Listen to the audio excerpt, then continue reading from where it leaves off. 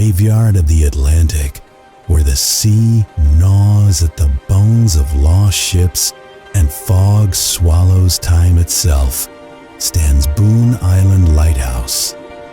It rises 109 feet of cold granite, New England's tallest, a sentinel against the dark. But in the winter of 1893, it stopped warning the living.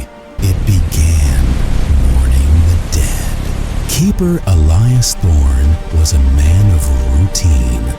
Oil the lamp at dusk, log the weather at midnight, trim the wick at dawn. His assistant, Finn O'Reilly, was the opposite. Wild, superstitious, forever whispering to the gulls. They were the only souls within 30 miles. On November 17th, the storm came, not as wind, but as a living thing. Waves didn't crash. They climbed, clawing at the tower like hands. At 2:03 a.m., the great Fresnel lens, 2 tons of prisms meant to cut through night, went dark. Not dim, not flickering, dark. At sunrise, the supply boat found the island scoured clean. The lighthouse stood. The door was locked from inside. Elias sat at the base of the spiral stairs, eyes wide, mouth slack, unharmed, silent. Finn was gone. No body washed ashore, no lifeboat missing.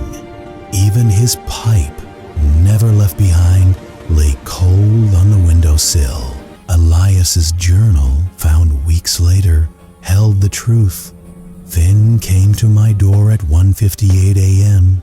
"It's screaming," he said.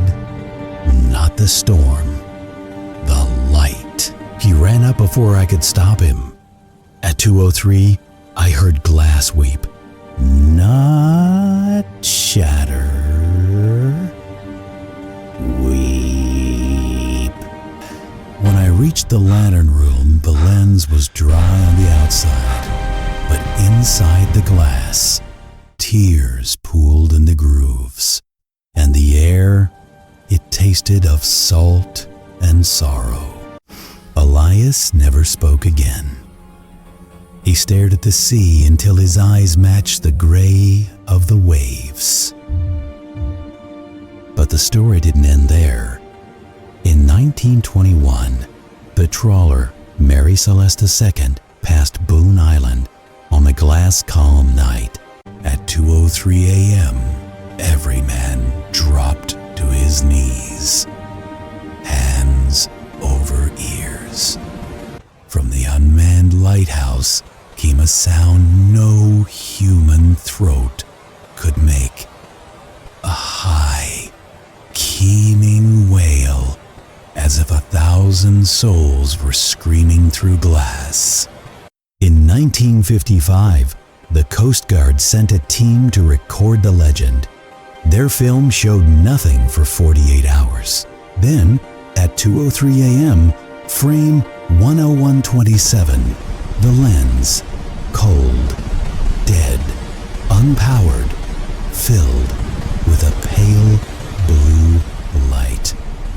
And for 3.2 seconds, the surface rippled, not from wind, not from heat, from weeping. To this day, the automated light blinks every 10 seconds. But locals know the truth. If you're on the water at 2:03 a.m., you won't hear a warning. You'll hear a lament.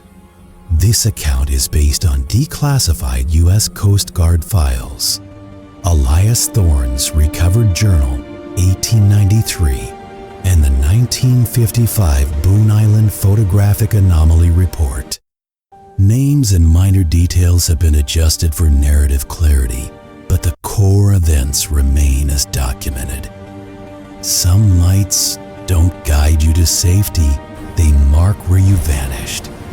Subscribe if the sea has ever whispered your name.